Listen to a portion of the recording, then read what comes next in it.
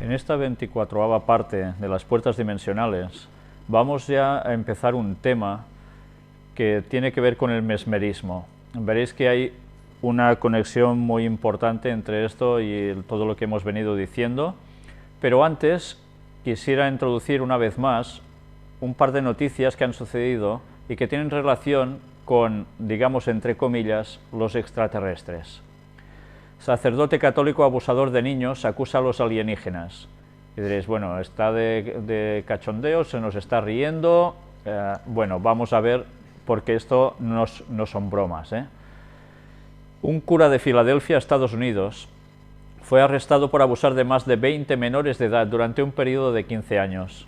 El religioso dijo a la policía que fue visitado por extraterrestres enviados por Dios, y que estos seres le dijeron que era su misión realizar estos actos sexuales. Hasta aquí podéis decir, este señor se ha inventado una trola tremenda para hacer estas cosas, pero después de ver de todo el tema de puertas dimensionales y de ver cómo esto mismo ya lo habían hecho los agentes de Satanás, llamados demonios, ángeles caídos que lo siguieron a él en su rebelión, apareciéndose a la humanidad y provocando actos sexuales de adoraciones paganas, no tiene que hacernos pensar que este hombre está diciendo mentiras, porque perfectamente pudo haber visto lo que él cree que vio. Los episodios de abuso se dieron en su mayoría dentro del terreno de la Iglesia, en la cual ejercía como párroco el acusado, pero dentro de las denuncias que pesan contra el religioso, también figuran ataques sexuales realizados en la casa de los padres de los menores. La policía condujo múltiples entrevistas con el criminal, quien admitió los abusos sexuales de niños. El religioso asevera que en 1996 recibió la visita de alienígenas enviados por Dios. Estos seres le dieron una misión que incluía el abuso físico y sexual de solamente niños. El delincuente asegura que en un primer momento no podía creer el pedido y eligió ignorar las demandas de los visitantes. Pero luego de que las visitas se repitieran una y otra vez, el religioso decidió que no tenía otra opción que cumplir con los abusos. Ya veis que una y otra vez. El cura dijo a los policías que los alienígenas lo amenazaron con que si no ejecutaba la tarea, pasaría la eternidad en el infierno por no cumplir los deseos de Dios. Casi nada, ¿verdad? Yo no sé si este señor soltó una gran mentira o verdaderamente él cree que esto le sucedió. Porque si realmente después de ver las puertas dimensionales no pensamos que esto es posible, entonces el problema va a ser nuestro. Y esta otra noticia. Un ovni vigila durante horas una casa en Escocia. Según los testigos, el misterioso objeto brilló al menos 4 horas. Y hay un vídeo grabado, que no os lo he puesto, porque todo el rato se ven estas luces que van un poquito para acá, un poquito para allá, pero se pasan prácticamente el rato así, ¿no? Una familia escocesa grabó las imágenes de unas misteriosas luces que parpadearon durante horas sobre su casa.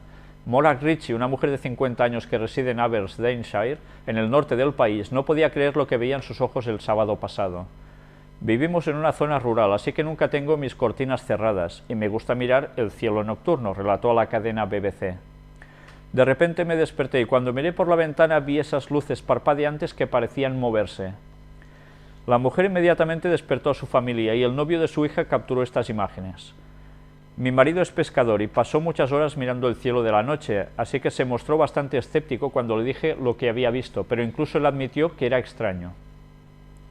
Morak explicó que 4 horas más tarde las luces seguían allí y que desaparecieron cuando amaneció. Podría ser una avioneta o avión militar, pero a las 2 de la mañana es poco probable que sea civil, señaló el portavoz de aviación civil, Tony Finnegan, quien agregó que también podía tratarse de auroras boreales. La verdad es que cuando veis las imágenes dices, pues qué raras son estas auroras, ¿no? Yo antes no creía en ovnis, dijo Cara, la hija de Morak, pero después de ver lo que vi, me pregunto si realmente existe vida extraterrestre ahí fuera. Ya veis cómo automáticamente las personas que ven una cosa así, automáticamente pasan a creer en algo. La cosa no es tan fácil, ¿no? De ignorarlo y ya está. Mirad curiosamente, si habéis visto esta imagen, ¿la veis bien? Mirad que aparece en el juego de carta Imbo. Curioso, ¿no? Y además relacionado con el grupo Illuminati, pone aquí. Pues nada, ya veis si hay cosas para pensar, ¿verdad? Y vamos a ver un apartado breve de buenas noticias. Es una noticia en concreto en este caso. Ha sido un testimonio que me han enviado precisamente al ver el tema de las puertas dimensionales. Hola Víctor, recibe un fuerte abrazo, espero que Dios te siga bendiciendo en este ministerio. Quería contarte algo que nos pasó a propósito de las conferencias de las puertas dimensionales y las apariciones hace 3 años y medio. Mi familia y yo nos encontrábamos viviendo en Chile, pasando una vida normal, trabajando mi marido y yo, los niños en la escuela. Nosotros tratábamos de ser buenos cristianos. Íbamos a misa y tratábamos de hacer nuestras vidas de la mejor manera posible, pensando en el prójimo, siendo correctos y respetando valores básicos en el diario vivir, con una sed muy grande de agradar a Dios, pero con una gran ignorancia sobre Él. Una noche mi hijo mayor, que en ese tiempo tenía como 10 años, soñó con la Virgen María, se fue a nuestro dormitorio, él lloraba y estaba muy angustiado, y yo le dije que no tuviera temor y que se fuera a dormir tranquilo. Al día siguiente él me cuenta su sueño. Él estaba en su dormitorio y lloraba en una esquina de forma desconsolada. En ese momento ve a la Virgen María sentada en el borde de su cama. Ella lo está mirando y poco a poco se acerca, le toca la cabeza y le susurra algo a su oído. Hasta el día de hoy no recuerda qué le dijo. La imagen de la Virgen que mi hijo vio, dijo que era exacta a la que él tenía a la cabecera de su cama. ¿Recordáis lo de las puertas dimensionales y las imágenes, no? Yo lo tranquilicé y le decía que hermosa experiencia que la misma Virgen venga a darte consuelo, y esto se lo comentaba siempre a mis hijos, pero él no estaba feliz. Yo oraba a Dios porque no entendía por qué mi hijo estaba triste y asustado. 2 días después tocan a mi puerta y 2 personas de cierta edad venían con una pequeña estatua de la Virgen en sus brazos y me preguntaron si yo quería recibir a la Virgen en mi casa, porque la parroquia de nuestro barrio se había quemado. Nosotros éramos nuevos en ese barrio, así que yo estaba feliz. Yo pensé que Dios me había mandado una señal que estaba en el buen camino. Los hermanos católicos empezaron a venir a mi casa casi un mes seguido. A esta Virgen le decían la Virgen Peregrina, porque iba de casa en casa para celebrar distintas fiestas religiosas. Esto se repitió como 3 años. Mi hijo mayor había cambiado mucho, pasó de ser un niño tranquilo, estudioso, educado, a ser un joven rebelde. Bajaron sus notas, estaba siempre enojado, se vestía de entero de negro, su pieza estaba llena de afiches de cantantes de rock pesado y metal, que era la música que le empezó a gustar. Fue tanta mi preocupación que yo pensé que algo le había pasado en su colegio, o que alguien le había hecho algo malo, pensé incluso en el abuso, pero igual participaba junto a mis otros hijos en estas ceremonias de rezos católicos en mi casa. Ellos ahora me dicen que detestaban participar en esas actividades y que la imagen de la Virgen en el salón de nuestra casa les causaba un gran temor. Después de esos 3 años, un día sin mediar mayor problema, yo le planteo a mi marido de salir de Chile para irnos de regreso a Canadá, país donde ya habíamos vivido unos años antes y donde habían nacido mis 2 hijos mayores. Este viaje se concretó en aproximadamente 3 meses.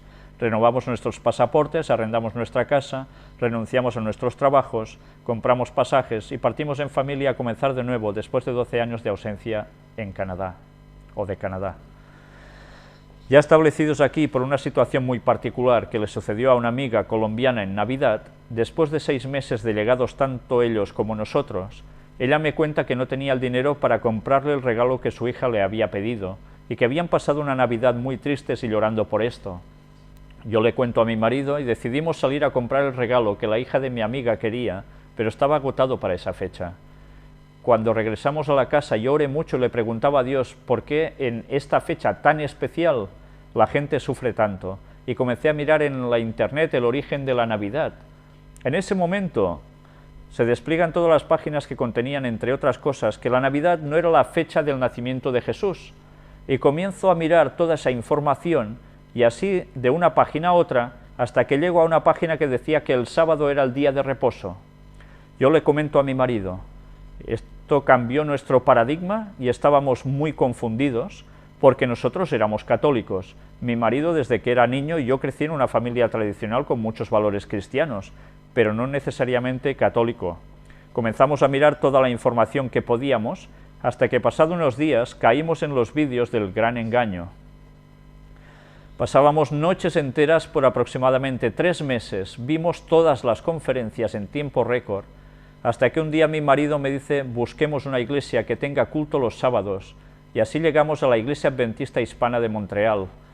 Nos bautizamos después de 3 meses, habíamos tanto leído y visto sobre la doctrina adventista que Dios había permitido que adquiriéramos un conocimiento prácticamente completo, y además nos había dado un amor por el sábado y una certeza de que Dios mismo había obrado en nuestros corazones y que nos había sacado de Chile para alejarnos por completo de estas ceremonias que habíamos empezado a practicar regularmente, y además nos había conducido hasta la iglesia. Han pasado 3 años de esto. Mis hijos hace un año se bautizaron, los 3, de 16, 15 y 10 años. Y después de esto el enemigo ha puesto 1000 dificultades en nuestras vidas, nos ha atacado donde más nos duele, en nuestros hijos. Ellos se pusieron rebeldes, ya no nos acompañan a la iglesia, no quieren saber de Dios, uno de ellos ya no cree en Dios. Fue como si el diablo se hubiera empeñado en dañarnos a través de ellos. Nosotros seguimos orando, algunas veces decae mi fe, trato de seguir luchando, porque estoy convencida que Dios hará su obra en nosotros. Mis hijos se bautizaron en forma voluntaria, y el diablo no podrá quitarle a Dios lo que le pertenece. Mi hijo mayor ha empezado a tener un cambio positivo. La más pequeña se siente influenciada un poco por sus hermanos mayores, pero todo lo puedo en Cristo que me fortalece. Tu trabajo y el trabajo de todos los que producen estas conferencias han venido a ser una luz que nos ha llevado a Dios, a Cristo y al Espíritu Santo, o sea, a la verdad. He pensado mucho cómo poder ayudarte, incluso he pensado en desviar, los diezmos, etcétera, etcétera, ¿no? Total, que nos manda un abrazo fraterno. Ya veis cómo hay personas que gracias a Dios son dirigidas para encontrar la verdad, y a veces han tenido que pasar por experiencias que rozan lo paranormal, a través de cosas que nosotros hemos podido denunciar aquí, en esta serie de conferencias sobre las puertas dimensionales, pero que todo, gracias a Dios, ha servido para que estas personas también hayan entrado en la certeza de la auténtica verdad. Podemos estar una vez más muy contentos de que Dios sigue utilizando este pequeño ministerio para hacer grandes cosas en las personas. Y por favor, os pido también que oréis por esta señora, su marido y su familia, porque no hay nada mejor que una familia unida en Cristo. Satanás siempre ataca a la familia, sabe que es el reducto que más duele, el punto que más nos duele a todos. Sigamos firmes, nuestra fe no tiene que decaer, Dios va a actuar. Y bien, os he querido poner este testimonio precisamente por estos 2 motivos, ¿no? Tal como decía ella, al ver el tema de las puertas dimensionales ha comprendido lo que le pasaba a su hijo entonces y esa estatua de la Virgen que tenía allí, y porque una vez más es un motivo de alegría tener un testimonio más que poder ofreceros aquí, de los tantos y tantos que hemos llegado a tener. Y ahora vamos a seguir precisamente sobre el tema del hipnotismo, en su vertiente, el mesmerismo. Y vamos a ver precisamente de dónde sale este término. Franz Anton Mesmer. Este señor, ya veis que es del año 1734, nació en Alemania, y fue un médico alemán, descubrió lo que él llamó magnetismo animal, y otros después llamaron mesmerismo. La evolución de las ideas y prácticas de Mesmer hicieron que James Bright, de 1795 al 1860, desarrollara la hipnosis en 1842. Ya veis que gracias a este paso primero, luego desembocó en la hipnosis. Esto viene en consecuencia de todas las citas que hemos estado leyendo también de Ellen White al respecto, que ella hablaba de mesmerismo, y sé que no todas las personas conocían que esto quería decir este magnetismo animal. Veremos en qué consiste todo esto y dónde nos puede llevar todo esto. Mirad lo interesante. Mesmer nació en la aldea de Iznang, en Suabia, después de estudiar en las universidades jesuitas de Dillinga e Ingolstadt. ¿Os suenan? Estudió medicina en la Universidad de Viena en 1759 En 1766 publicó una tesis cuyo título en latín fue De Planetarum Influxu in Corpus Humanum, el cual estudiaba la influencia de la Luna y los planetas sobre el cuerpo humano y las enfermedades, astrología médica. Evidencia recolectada por Frank Apathy sugiere que Mesmer plagió su tesis de un trabajo de Richard Mead, que también era anterior a él, de 1673 a 1754. Ya veis que ha habido una corriente de pensamientos de personas que han estado vinculadas con una cierta actividad precisamente para nada cristiana, que estaban utilizando y estudiando una serie de sistemas para afectar directamente a la salud de las personas, teóricamente para bien, pero también podía ser para mal. Evidentemente, lo que hoy vamos a ver nos va a servir para darnos cuenta hasta qué punto el ser humano es sensible a un montón de cosas y que no hay nadie que se pueda creer que está inmune absolutamente a todo lo que Satanás sabe que puede llegar a trabajar en nuestras mentes. En la biografía de este señor aparecen personajes como el mismísimo Mozart, etcétera, etcétera, pero quiero destacaros especialmente lo que vais a ver a partir de aquí. De acuerdo con Deslon, Mesmer entendió a la salud como el flujo libre del proceso de la vida a través de cientos de canales eléctricos que recorren el cuerpo humano. La enfermedad sería causada por los obstáculos a este flujo. ¿No suena de nada todo esto? Hay personas que están curando a través de esos flujos de energía, de esos puntos eléctricos que tenemos, dicen. ¿Os suena también los chakras? Pues bien, todo está relacionado con lo mismo. Superando aquellos obstáculos y restaurando el flujo, se producían crisis que restauraban la salud. Cuando la naturaleza fallaba en hacer esto simultáneamente, el contacto con un conductor de magnetismo animal era necesario y un remedio suficiente. Había alguien que, con lo que él sabía y podía, con su poder, pues podía llegar a solucionar este problema. Mesmer se propuso ayudar o provocar los actos de la naturaleza. La cura de una persona demente, por ejemplo, involucraba el provocarle un ataque de locura. Según Mesmer, la ventaja del magnetismo era que aceleraba esa crisis sin peligro. Bueno, tuvo juicios, tuvo problemas, mil y unos. Y vamos a ver en qué consistía todo esto del mesmerismo. Es también conocido como la doctrina del magnetismo animal, se refería a un supuesto medio etéreo postulado como agente terapéutico por primera vez en el mundo occidental por el médico Franz Mesmer, proveniente de Alemania. Fue un término muy usado en la segunda mitad del siglo XVIII. De aquí que veáis que Ellen White, en sus escritos, que me han dicho que no dijera Ellen White, sino que es Ellen White. Y bueno, pues intentaré acordarme de que es así. Por cierto, que doy las gracias a quien me corrigió. Pues bien, ya veis que en esos años era la época en que también ella llegó a escribir posteriormente sobre todo esto. Tengamos presente que era una corriente que ahora a nosotros nos parece algo que nos suena casi a una cosa muy lejana y muy china, muy rara, y en cambio era algo que llegó a ser bastante común y que causó un serio impacto en la sociedad. Pues bien, mirad cómo además aquí se habla del medio etéreo, el éter. ¿Qué es el éter? Pues de esto también veremos algo al respecto. Vamos a ver un poco de historia. Mesmer es considerado como el padre de la hipnosis moderna. Fue el primer occidental en creer en la capacidad de toda persona para curar a su prójimo usando el hipotético magnetismo animal. El mesmerismo es, usando las mismas leyes, el fenómeno opuesto a la moderna hipnosis. La hipnosis tiende más al dominio del sujeto, y muy a menudo los hipnotizadores terminan por injertarles vicios morales, quizás inconscientemente a sus sujetos, dicen aquí. En cambio, el mesmerismo, basado en la creencia del magnetismo animal, o sea, en otras palabras, la hoy tan conocida sugestión, se encaminaba más al cuidado del paciente. Ya veis la sugestión, ¿no? En sus inicios, Mesmer, en su establecimiento curativo fundado en Viena, no solo usó el supuesto magnetismo animal, sino que también empleó electricidad, metales y maderas.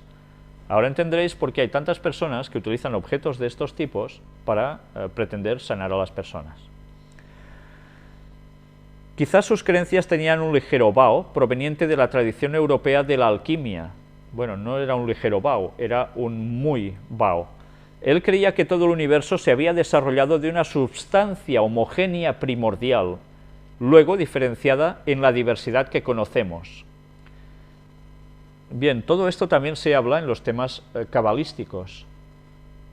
El éter y cómo todo dependía de eso. Pues bien, sobre el éter y terminologías parecidas y lo que esto implicaba, también hablaremos más adelante en las puertas dimensionales, si Dios quiere. O sea que va para largo terminar las conferencias, ya os lo advierto. Luego entonces, la madera, metales, piedras, plantas que él usaba se basaban en la afinidad con el cuerpo del enfermo, más directo aún, en la afinidad y correspondencia de los átomos, y mediante el uso ya sea interno, en bebidas, o externo, en brazaletes y otros debidamente magnetizados de este agente. ¿Recordáis que durante un tiempo se vendían unos brazaletes magnéticos? Unos de plata, otros de oro y no sé qué, y que tenían una corriente magnética que te sanaba, y bueno, y hubo unas ventas increíbles de todo esto, y al final dijeron que sanaba como, vamos, como nada, ¿no? Pero bien, el negocio se hizo, pero a pesar de todo estaba basado en estos conceptos. El paciente recibía fuerza adicional para combatir la enfermedad.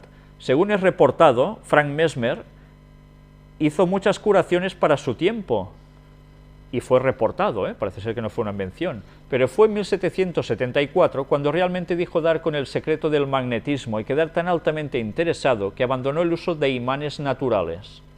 Llegó a un tipo de conocimiento que los imanes en sí ya no le servían, iba directamente por el magnetismo animal. Fue aquí cuando le dio el conocido nombre de magnetismo animal, y la nueva fuerza fue entonces empleada por toda Europa a través de multitud de seguidores. Yo no sé si estáis percibiendo en esto algo que va mucho más allá de lo que nos está diciendo el tema aquí. Todo esto del mesmerismo, veréis que irá ligado también a algo de lo que nosotros ya hemos presentado aquí y también en las partes temáticas sobre el Espíritu Santo. Porque veréis qué conexión hay detrás de todo esto, que verdaderamente a más de uno le va a sorprender. Si quieres ser sincero, claro. Alrededor de 1780, Mesmer ya se había instalado en París. Aquí atendió a muchos. El mesmerismo fue examinado científicamente por una comisión real francesa que había sido hecha en 1784 por Luis XVI. La comisión incluía a varios personajes, entre ellos veis a Benjamin Franklin. ¿Os suena, verdad? La comisión estuvo de acuerdo en que las curas de Mesmer eran curas realmente, o sea, que se curaba a la gente de verdad. La comisión también concluyó que no había evidencia de un fluido magnético y que sus efectos derivaban de imaginaciones, o sea, de sugestión, ¿entendéis? Pero era innegable. Ellos no comprobaron que había un fluido magnético, pero era innegable que las personas sanaban. Algo extraordinario sucedía, ¿no? En 1825 hubo una segunda investigación, pero el reporte fue nuevamente dejado de lado una vez más. Ki y tradición espiritual. El concepto de Ki, o Chi, con diversos nombres, viene a menudo de la mano de tradiciones religiosas y filosóficas como el taoísmo, el budismo y el yoga. Si bien en medicina tradicional china estaría más relacionado con el aire, significado literal de Qi en mandarín, que con el magnetismo.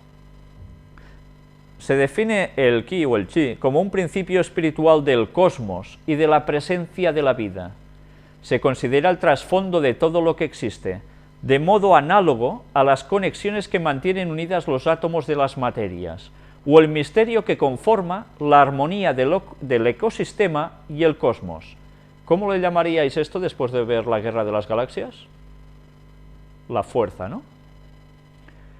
Se afirma que mediante la meditación se puede sentir y comprender por la intuición profunda ese flujo o nexo universal, por lo tanto aproximarse al sentido de la vida. ¿Recordáis la escena de Yoda, cuando está como en un trance meditando en la película? Pues está percibiendo la fuerza, ¿no?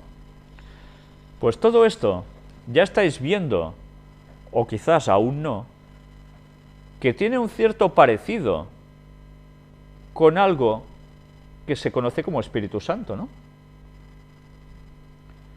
Bien, habrá gente que dirá, no, esto no tiene nada que ver. Bueno, pues ya iremos hablando de esto. Porque a veces no nos damos cuenta de dónde nos llevan los engaños, con qué sutileza, al terreno satánico y ni nos enteramos. Se considera, por tanto, un principio por el cual el practicante puede comenzar una práctica espiritual o mística. Se dice del chi que es el principio vital o latido de todas las cosas, y que meditar sobre él hace que uno se pueda aproximar a una empatía profunda, no solo hacia los demás seres humanos, sino hacia todas las cosas que participan en los procesos de la naturaleza, desde los seres vivos hasta las materias inertes en transformación. Ya ves, lo abarca todo, y por tanto desprendes amor hacia todo y hacia todos. Atención también a esto, porque también deberemos dedicar un apartado especial. En las artes marciales, ya sabéis, karates, kung fu, judos, aikidos y todas las cosas que queráis, la sensibilidad desarrollada por esa intuición o manera de sentir la energía del universo sería una herramienta de gran valor para anticiparse a los movimientos o el peligro, los impulsos de un atacante o los estados de ánimo de una persona a la que se quiere ayudar. Sí, esto es Wikipedia, pero lo que está diciendo aquí no es ninguna tontería, porque en esto también se basan las artes marciales. Las artes marciales, según dicen algunos expertos, solo se pueden hacer bien si detrás se acompaña en un sentido espiritual, porque así potencian de un modo impresionante todas sus habilidades, entre las cuales hay todas las que aquí ponen. Los guerreros de Shaolin, ¿os suenan de algo? Inspirados señores que gracias a una serie de televisión se hizo muy famoso, Kung Fu. Era un guerrero Shaolin, etcétera, etcétera, que iba después por el mundo, etcétera, ¿no? Bien, pues no se estaban diciendo tonterías. Todo esto tiene una clave de enseñanza espiritual detrás. Las artes marciales en sí solas, como técnicas de dar patadas, recibir patadas y todo lo que queráis, no tiene significado, va mucho más allá cuando va acompañado de todo esto, que es de donde se extrae. El flujo Mesmer entendía la salud calibre del proceso de la vida a través de cientos de canales eléctricos que recorren el cuerpo humano. La enfermedad sería causada por los obstáculos, sin tocarlo. Se puede sanar sin tocar. Hoy se supone que, al igual que cualquier otro método de inducción de trance hipnótico, aquellos pases favorecían la liberación del espíritu, abriendo el subconsciente del paciente, cuya voluntad quedaba vulnerable a toda suerte de sugestiones. Pues bien, ya veis hasta qué punto el mesmerismo era mucho más que una técnica hipnótica, porque además estaba plenamente vinculado con cuestión espiritual. Todo esto lo iremos desglosando poco a poco, pero mirad lo que ahora vais a ver aquí. Este término también fue empleado en el siglo XIX por una congregación religiosa llamada Ciencia Cristiana. Describía las influencias mentales maliciosas o ignorantes, imperceptibles o las que no se les presta atención y que dependen de que los sujetos crean en ellas. Y diréis, bueno, ¿y qué? Haced un poco de memoria. ¿Estuvimos hablando de ciencia cristiana o no? Sí, estuvimos hablando de ciencia cristiana.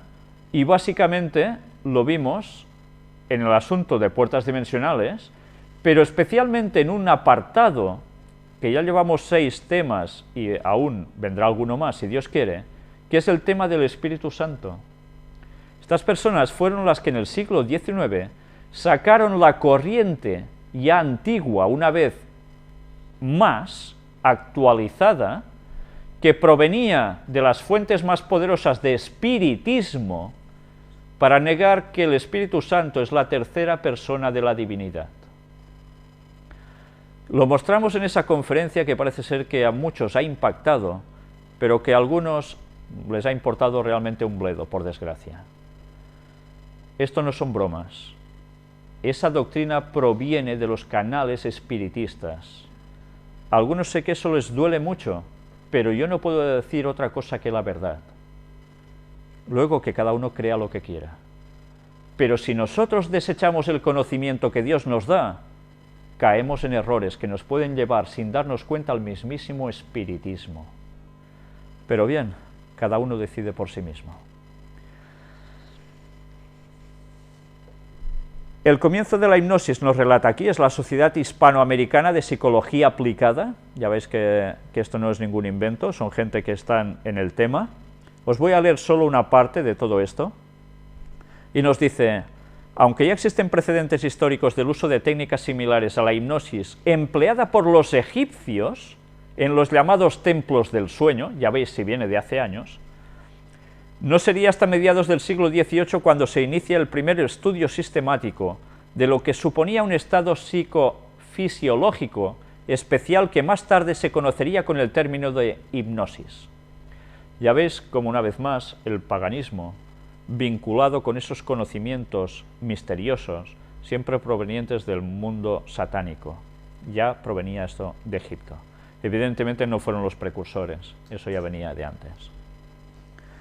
Franz Anton Mesmer, doctorado en Medicina y Filosofía a sus 35 años en Viena, escribió su tesis doctoral titulada De Planetarium in Fluxu, influenciada por las teorías de Paracelso sobre la interrelación entre los cuerpos celestes y el ser humano. Mesmer formuló la famosa teoría del magnetismo animal, que nos venía a decir que todo ser vivo irradia un tipo de energía similar o parecido al magnetismo físico de otros cuerpos, y que puede transmitirse de unos seres a otros, llegando a tener una aplicación terapéutica. El médico austríaco se instaló en París, y con el paso del tiempo fue tan grande su influencia y tan extendida su fama, que se convirtió en el médico tanto de los pobres y desheredados, como de los ricos y poderosos, incluso del mismísimo rey de Francia. El asunto llegaría hasta la Academia de Medicina de Francia, que determinó que no existía ningún tipo de influencia o energía magnética en las curaciones mesméricas. ¿Qué era lo que realmente producía la curación? Serían los discípulos de Mesmer y posteriores investigadores quienes determinarían que las milagrosas curaciones en los trances hipnóticos, llamados sueños magnéticos o mesmerismo hasta aquel entonces, se producían por una condición llamada sugestión. Un cirujano escocés llamado James Bright fue el primero en acuñar el término hipnosis, enunciando una de las formas que lo explicaban. La fijación sostenida de la mirada paraliza los centros nerviosos de los ojos y sus dependencias, que alterando el equilibrio del sistema nervioso, produce el fenómeno. Así trabaja la hipnosis, buscando esos centros nerviosos.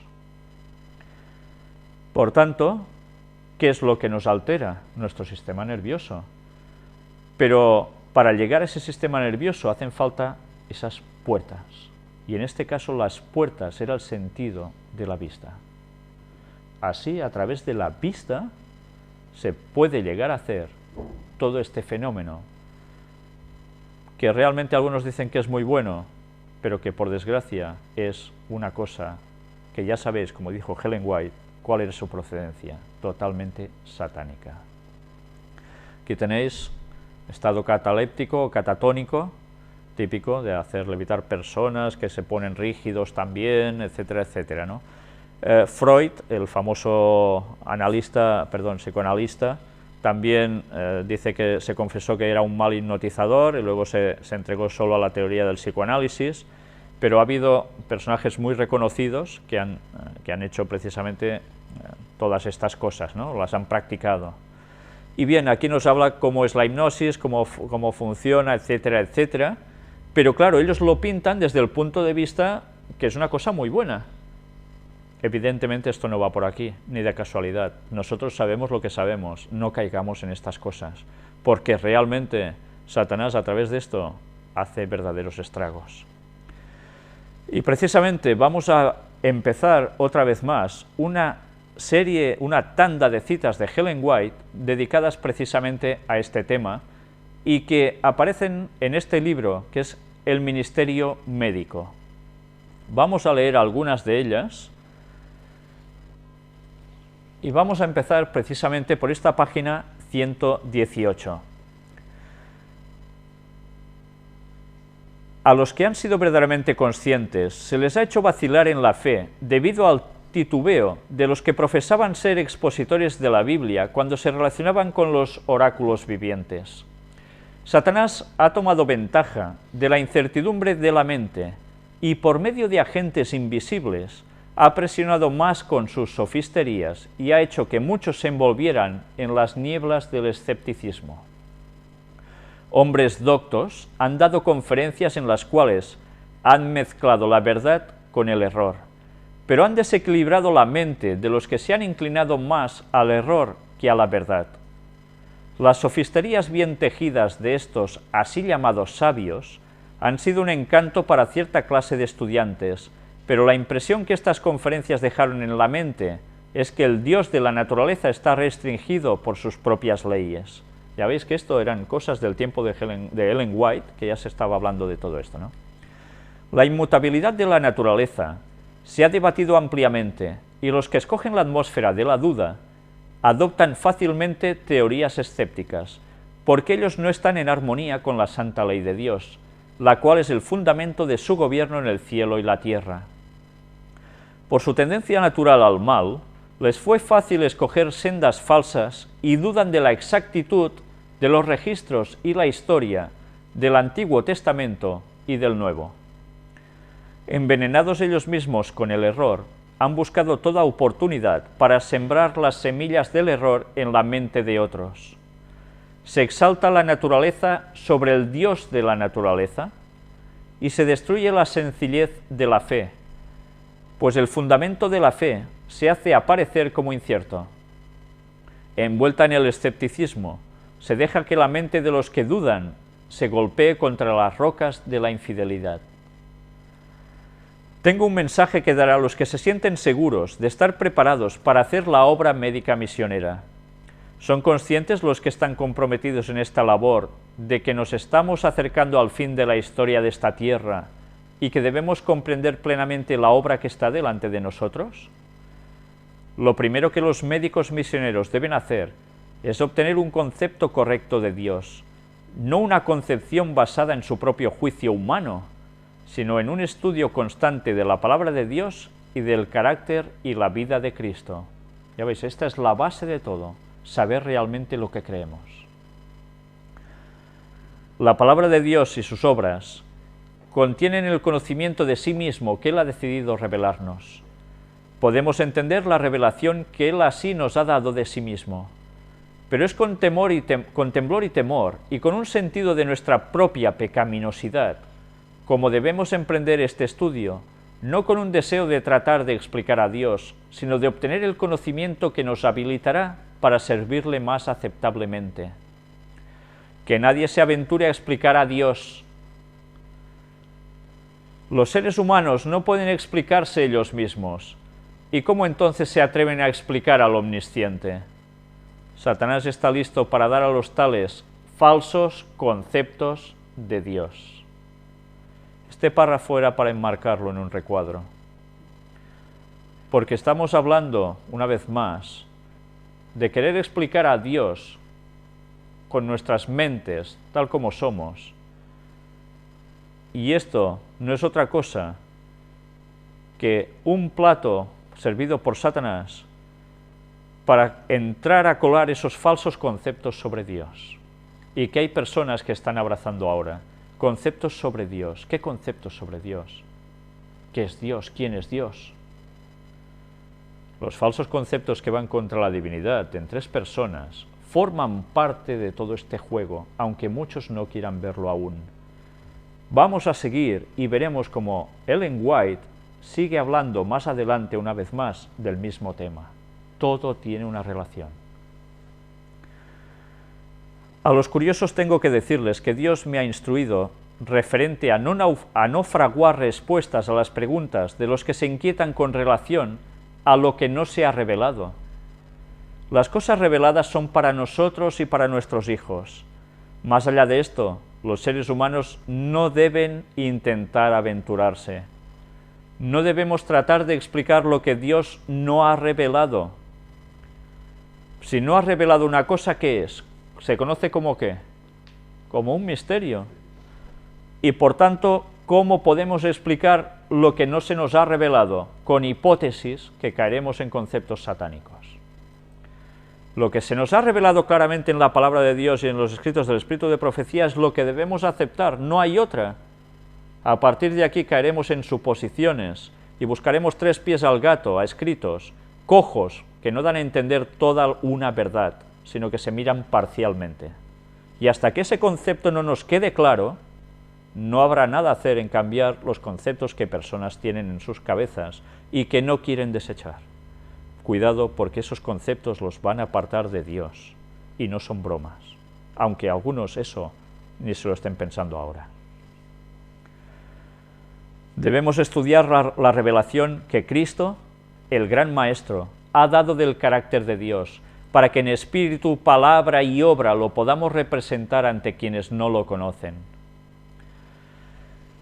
El subtítulo, donde el silencio es elocuencia, concerniente a la personalidad y a las prerrogativas de Dios, dónde está Él y lo que Él es, este es un tema que no debemos atrevernos a tocar. Sobre estos temas el silencio es elocuencia. Quienes no tienen un conocimiento experimental de Dios son los que se aventuran a especular acerca de Él. ¿Quiénes dice? Los que no tienen un conocimiento experimental de Dios. Esto es muy fuerte, ¿eh? Si supieran más de Él, tendrían menos que decir acerca de lo que Él es. El que en su vida diaria tiene una comunión más íntima con Dios y posee el conocimiento más profundo de Él, es más consciente de la completa imposibilidad de los seres humanos para explicar al Creador. Más clara, Ellen White no puede ser. Dios siempre ha sido. Él es el gran yo soy. El salmista declara: antes que naciesen los montes y formases la tierra y el mundo, desde el siglo y hasta el siglo, tú eres Dios. Él es el alto y sublime que habita la eternidad. Yo soy el Señor y yo no cambio, declara Él. Con Él no hay variabilidad ni sombra de cambio. Él es el mismo ayer y hoy y por los siglos. Él es infinito y omnipresente. No hay palabras humanas que puedan describir su grandeza y majestad. La enseñanza bíblica de Dios es la única enseñanza segura para que los seres humanos acepten.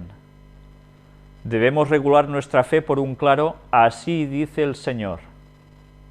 El conocimiento de sí mismo que Dios desea que obtengamos de su palabra, si es introducido en la vida diaria, producirá hombres y mujeres fuertes para resistir el mal y los habilitará para representar al Señor. Necesitamos estudiar la sencillez de las enseñanzas de Cristo.